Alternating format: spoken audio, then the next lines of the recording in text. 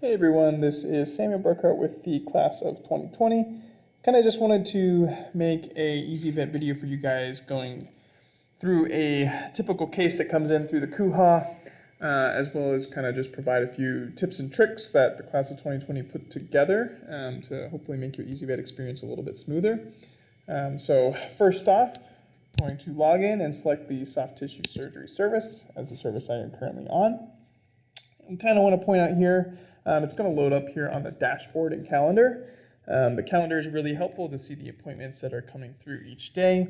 You can also select the calendar that fits the current rotation that you're on. So since I'm on the soft tissue surgery service, I can scroll down here and you can see that I can then select the soft tissue surgery service and see the appointments that are coming in each day. Here for Tuesday, and then see the appointments for Wednesday. Next, I'm going to show you my dashboard here. So when you assign yourself to a case, which I'll show you shortly, you can click on my dashboard and quickly find all of those cases. That just provides a quick and easy way to get to those cases. So then the search engine as well. So often what I'll do is search for patients that I'm either working on currently that are in hospital or ones that I've seen in the past. I'll typically go to the clinical tab up here and then search for the patient. A kind of a hiccup of Ezyvet here is there's a recent and an open. The recent is really only for cases that have been admission to the KUHA in the last 2 to 3 days or so. It's better usually to search in the open feature, which is cases that really kind of has no time limit. So here you can see Lulu Burkhart, which is a patient we'll be working with today. In addition to that, so patient records can also be important. So sometimes when a patient is referred into the KUHA, they'll come with paperwork from their primary care veterinarian. To get to that paperwork, again, kind of the same process. I'm going to search with the open. To select the patient. And then up here, you'll see along these many different options, and I can also clear this to give my dashboard a little bit more space. Up here, you'll see an attachment section. Sometimes the records will be put there, but more often they'll actually be put in the purple tab, which you can also, similar to this clinical tab, use the search feature. But you can also go down here to Lulu and click this arrow, and it'll pull up the patient tab for Lulu. And here is more commonly, so when a primary care veterinarian sends in paperwork, usually it is actually put under the purple tab. Go to attachments, scroll down here, and usually those attachments would be around here.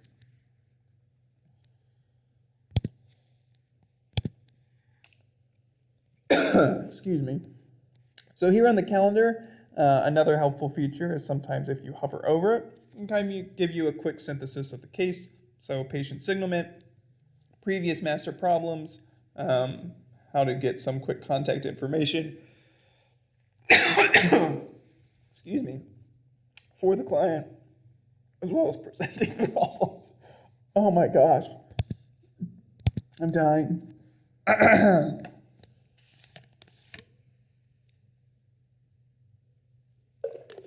Okay, I've already recorded this video so many times. I don't want to have to keep doing it, so I'm going to keep plugging forward. Again, so if you hover over, you can see the signalment, address, contact information of the client, and then as well as the presenting problem. So I'm going to go ahead and double click on that because that's our appointment for today. So coming in for an intestinal foreign body. Hopefully this is coming in through an emergency service and it's not just a general appointment. But what we're going to do here first is, so our case has now arrived. You're going to go in, you're going to talk to the client, you'll get a history, you'll do a physical exam, and then when you come out, one of the first things you should do is get a health status. You can see I've already kind of put that information here, but you'll hit this plus, and that will then pull up all this. You put in the weight, temperature, heart rate, respiratory rate, attitude, BCS, CRT, mucous membranes. The pain score and the dental score, I believe only CPS, maybe dentistry as well, makes you put in this information, but most other services do not. Then you'll scroll down, you'll put your history in, again, clicking that plus. I already had a blank slot here.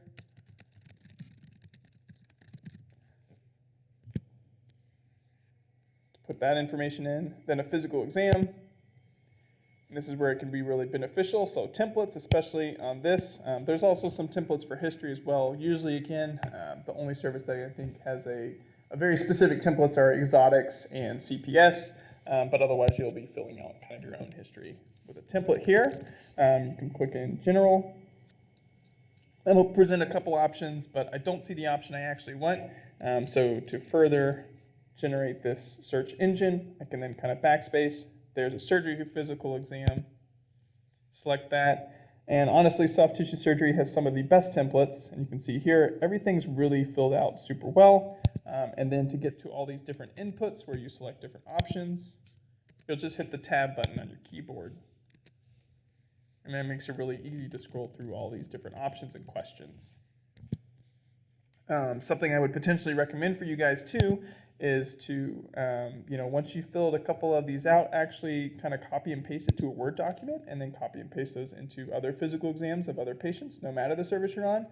Just make sure you really go through that information, of course, alter it to whatever the patient that's presenting to you, the physical exam findings you actually have.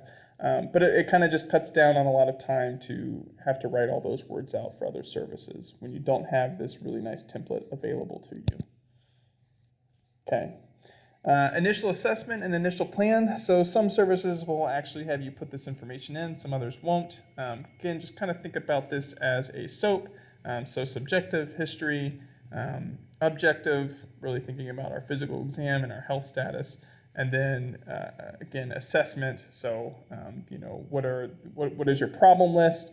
And then initial plan. What are you going to be doing for this patient? Again, some services have you put this in, some don't. It's really important to clarify what your Ezyvet responsibilities are during orientation. Most services are really good about talking through what they expect you to do on Ezyvet. So now that we've filled out all these things on our clinical exam, that's great. So now we're going to move on to saying that this is a patient, that maybe it's a little bit older, potentially has some other health problems. We want to take it to surgery, but first we really want to run full blood work to make sure that we create a good anesthetic profile for this patient. So what we're going to do is ignore all this down here, but we'll go ahead and click Diagnostic and Procedure Requests.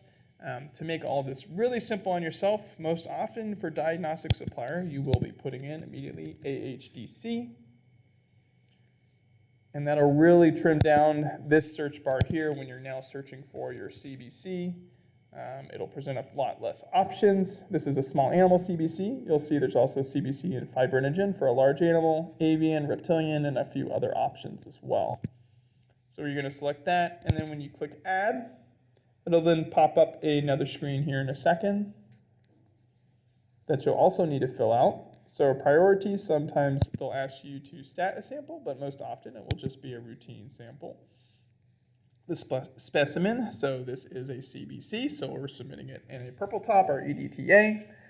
Sample date, any relevant history. It's really good to actually give them a short snapshot, kind of what's going on with the patient, maybe any pertinent blood values that they had on previous blood work, as well as some of the history that you collected, or maybe some of the physical exam findings, other diagnostic findings you found so far. But again, keep it really short. You don't need to make this very complicated. It can just sometimes help ClinPath out. And then providing a quick specimen collection date and time too. And then you will also select, are you submitting blood smears? That's a simple yes or no question. And when you come down here, you'll save and print the request just using one of the Ezyvet label printers that are kind of scattered all around the hospital. Okay. So then next, we also want to do a chemistry. So again, up here at Diagnostic Supplier, we're doing AHDC. And then diagnostics, it's unfortunately not as simple as just writing in chemistry. You actually need to write in SAP, which is a small animal panel. For large animal, it's LAP. And going through the same process of clicking Add and answering some simple questions here. So then let's say that this is a younger animal. Perhaps the primary care veterinarian either sent in a CBC and chemistry results already that was really recent, or it just seems like a very systemically healthy animal, really not as concerned. Maybe you're on orthopedics and you're just doing more really clean procedure and not as worried. You could just potentially do QUATS or maybe PCV total solids or some other tests like that. So let's say that we're doing QUATS. So up here at Diagnostic Supplier, this time you're actually going to be doing this in-house. So you'll do in-house, select that. Then Diagnostics, QATS, that'll select it. And for example, you can also do PCV, single right here. But for this example, let's continue with QUATS.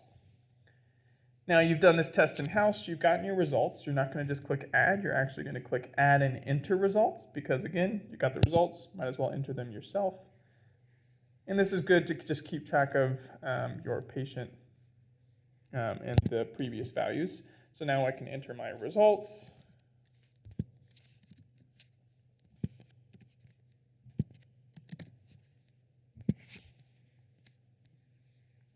Perfect. Potentially. Hopefully Ezyvet's not mad at us. If it is, I'll just refresh my page. I'm currently running this through the trial site, so I think it can be a little bit more fussy. Okay, so I'm just going to go ahead and refresh my page and get back to this.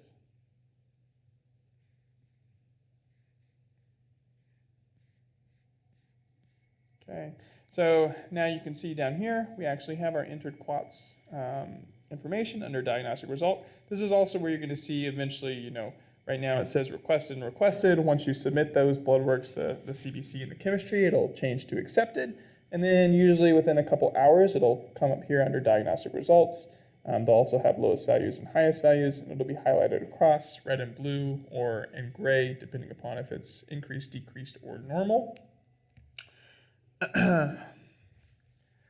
So then we'll go back up here. So let's say that the primary care veterinarian merely palpated this potential foreign body, but didn't actually take any sort of imaging. So we actually want to do some imaging. So same sort of thing, diagnostic and procedure requests. Diagnostic supplier, so we're in the small animal hospital, so we're going to click SA. And then you'll see quickly that those different imaging results come up. So small animal CT if we wanted the CT, ultrasound, US for ultrasound, XR for imaging. So we'll go ahead and select that. And then when you search here, so again, sometimes you'll just put in a random letter and then back out, just so you can look at all the other options as well. So potentially want XR of GI stomach or small intestine. Could also do abdo to write in abdominal radiographs, 3 views. There's a lot of different options that you guys can see here and kind of scroll around. Sometimes for certain views and stuff like that, so for simple here, left stifle radiograph, you'll actually write down here, I want a craniocaudal view and a lateral view, and things like that. You can also provide them with a little bit of history. Imaging does like to have a little bit of history. That kind of helps the residents and the radiologists interpret the imaging with a little bit more information. And it's the same for the ultrasound and the CT as well. So hopefully all that makes sense. And eventually, under diagnostic results, you will see the formal report of the radiologist. But usually when you're submitting these tests, the ultrasound or the radiographs, you're going along with the animal to these events and then talking to the radiologist directly. So then for medications, we want to get some pre-meds for a patient. So you're going to click on the plus for medication. Biggest thing is the prescriber. Usually you'll be submitting these to the intern. Go ahead and pick on Dr. Grossman. Select her service, soft tissue. Everything else we're leaving alone. And then here in the drug, we'll go ahead and select Cerenia. You'll see there's multiple different options. There's tablets, there's injectables. ER was really on the ball this morning. They already placed a catheter, so we're going to go ahead and just do an injectable version. And you can see that it's a 10 mg per ml solution. And so if you think about, now that you've put the health status in, the weight actually shows up here, which is really great. She's 4 kgs. And so because of that, if you think about a 10 mg per ml solution, it's 1 mg per kg is your dose. It's going to be 0.4 mils. and then you're going to write in some simple information here.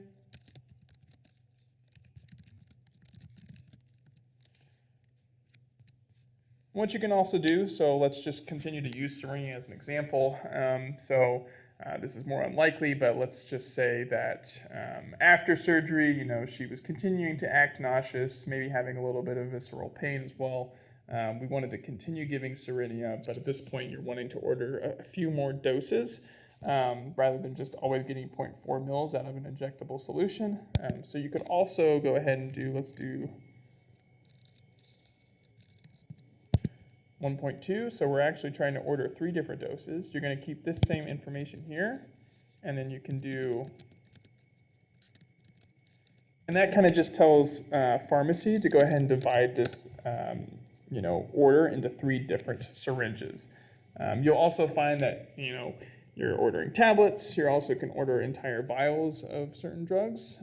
So it's just really something important to keep in mind whenever you're doing each of these. If you're ordering something that's the injectable, really kind of going through and letting pharmacy know that I don't want a whole 1.2 mils in a single syringe. I want to divide it up into 3 different syringes, and they're more than happy to do that for you. And then also just think about keeping costs down too. If you know you're going to be giving this medication for a few days, and why order the injectable every time when you could just order a vial and maybe save the client a little bit of money. And then once you've filled all this in, you can only enter 1 medication at a time. Very frustrating, but that's the way it goes. Then you'll click Add and Submit for approval, and then you can be putting in other medications as well.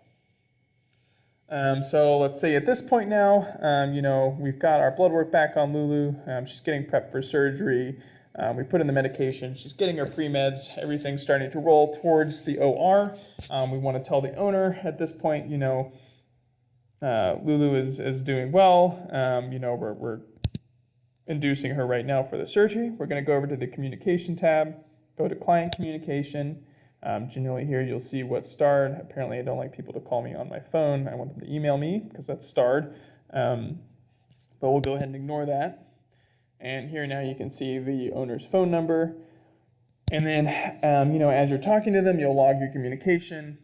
Or, once you're finished talking to them, then you can write in all the information that you guys discussed and then click Add.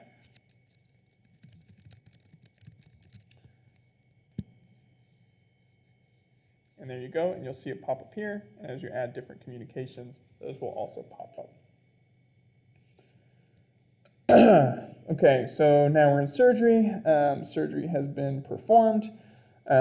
During surgery, we noticed maybe a small perforation. We took an anaerobic and aerobic swab. At the same time, we noticed a mass on the liver, and we want to submit that for histopathology. So we come out of the OR, students stressed out because they have a number of different things to do and not enough time to do it. Going to go back over to diagnostics and treatments. And the first thing we're going to worry about is submitting that for histopathology. So I'm going to go to AHDC again as our diagnostic supplier, typing in histo, and this time you'll see histo, organ, limb, or system, histopathology in general. Usually at this point, they really try to consolidate things a lot. I believe you'll just be kind of selecting histopathology. And then again, it's the same sort of deal. You'll just need to be providing them with some additional information that you think will be beneficial to them making an eventual diagnosis. So you can see there's lots of different options here about things that it could potentially be. They really go for it all. Is the patient alive? All this other information that you guys can fill out yourself. In addition, we also had that anaerobic and aerobic swab. So go back up here, HDC again. And so you know how I've been telling you guys that you only submit 1 request at a time, whether that's blood work, medications, whatever. This is the only time that you're going to submit 2 things at once. I hope that Ezyvet eventually fixes this and lets you submit more than 1 thing at once. Again, right now, this is the only time that you are going to submit 2 things at once. So we're going to do an aerobic, anaerobic, just like that. Add. And again, I'm going to pull up another tab. This is going to talk through a couple different questions. Specimen. Took it from an abscess. No, that's not true. And then it's going to ask you a couple different questions. And this one, again, just a kind of a reminder, I always kept forgetting to submit both of them on the same request. But it's saying at this point, put them on the same request. Just a friendly reminder. Okay, so we also have the lovely duty of filling out a surgery report. So you're going to click that therapeutic and procedure report. There are a lot of templates for surgery. Just kidding, apparently not. But we'll do general procedure report. And again, I'm going to just populate a few things that you need to kind of put in here. So the student, procedure performed, procedure notes, and then you'll need to write out the whole surgical procedure. One link that I'll encourage you guys to look at is the case search. And case search is something they should provide to you guys, but if you look at case search here, I'm just switching over real quick. You can now pull up previous cases, discharges, surgical reports. And again, just see lots of different options. Now, sometimes it'll pull up really old years. You want to look at more recent ones. Click on Monty. He did not have a surgical report, but some of these will have surgical reports that you can kind of get a general idea of what kind of report you should write. I'll also say, so here you go. So here's a surgery report, which is great. So nice copy and paste. But keep in mind that, of course, this is obviously different from the surgery you just did in some way, shape, form, or another. So it'll be really important to kind of tailor this template you have to the surgery that you just did. Really make sure you include all the details. But again, it's just really nice to have a little bit of a baseline to go off of. Just be careful you're replacing any names. And again, tailoring the surgical report to the surgery that you actually did. So, we care for Lulu the rest of the night. The next morning, again, going to call the owner after we've done morning treatments. Just give him an update on how Lulu's doing. And then we'll need to write our SOAP. So we're going to go and click in clinic notes, daily progress notes. And here there's also going to be a template. Daily progress notes or SOAP all, and it's a very simple template, but again, just kind of thinking through your different things for a typical SOAP. So your subjective, objective, assessment, and plan. Make sure you write good SOAPs. I think it really helps you to learn your case better and really give you a better understanding and synthesize more material. So we will add that, and you'll need to have one of these every morning for your, each day that your patient is in the hospital. Excuse me again. Finally, so Lulu's been doing really well in the hospital. We're kind of gearing towards discharging her, so we need to make sure we have discharge instructions for the client. So down here under the communication tab, go down to home instructions. And again, hopefully there'll be a template. What matters here is that for home instructions, you always do need to use a template. Whether that's the blank home instructions with a signature line or something else that's a little bit more specific. It's just really important that you have the electronic box at the bottom that's going to allow the client to sign it. But soft tissue, again, we're going to just do basic home instructions here. And once again, they really, really have good templates on the surface. So you're going to see different medications that potentially could go home with. Just kind of delete those if you don't need them. Instructions, again, deleting instructions that you don't think are actually necessary. So all of these so far are necessary. We have bacteria cultures, we have histopathology, gastropexy. Lulu did not have a gastropexy, so I would get rid of that, etc. And then potentially any other things that you and the resident or intern or faculty talk about that you want to put in this discharge that are specific to this patient. So then you'll save and close or save and submit for approval so that whoever's above you can look at it. And then again, for home instructions, so soft tissue service, really nice, excellent templates. If you're on a different service that doesn't have as great of templates, using that case search I talked about for the surgical reports is really good as well to give you a basic idea. But again, just exercise caution about replacing any names, and again, tailoring the discharge to actually your own patient. So it's really good to kind of get some filler information in there and give yourself an idea of what you should be writing. But it shouldn't just be a simple copy and paste. You really need to read through everything and make sure that you don't, while this is tailored for Lulu, you don't randomly have a name in there that says Penny. And again, that all the information is actually applicable, because that discharge was originally written for a totally different patient. And while it may have had a mass on its spleen that they discuss, Lulu didn't have a mass on her spleen. So again, just read through that and make sure you don't slip up there. It's really, really common mistake. I've done it over the course of this past year. And it's upsetting to interns, residents, and faculty. So just make sure you stay on top of that. And then case overview. So this is something, so Lulu has now left the hospital or is getting ready to leave the hospital. I'm kind of wrapping up this entire case. Some services will have you do a diagnosis and case overview. Unfortunately, they kind of just sort of, all the services have you do it differently. Some have you do it, some have you don't. It's probably one of the biggest sticky points for all the services, that they can't agree on what they want you to do for the diagnosis and case overview. For our purposes, we'll say that they do.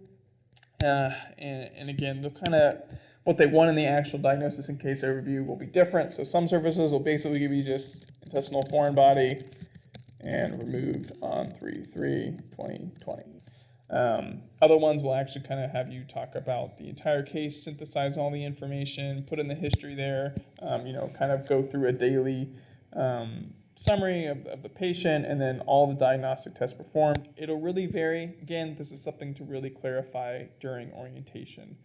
And then master problems. So now that Lulu's left the hospital, I'm going to go under master problems. And condition, honestly, master problems, not every time will you have something that comes up that's really applicable. Let's see if this even comes up. So here you go. Intestinal obstruction, and then you can click add and put that there. And that kind of wraps up the case. Again, sort of just talking through everything. Services have you do things differently. This is sort of a general case synthesis of what you'll likely see. A lot of it staying true between service to service, but ultimately every service will maybe have different goals or different requirements for you to do things, and how to fill out your SOAPs or fill out your diagnostic requests and stuff like that, or your history. It really just varies from service to service and faculty to faculty. But again, I hope this is just beneficial to you guys to see how you're generally going to go through a case day by day. So best of luck on clinics. You guys will do great. It's a really, really fun year. Thanks.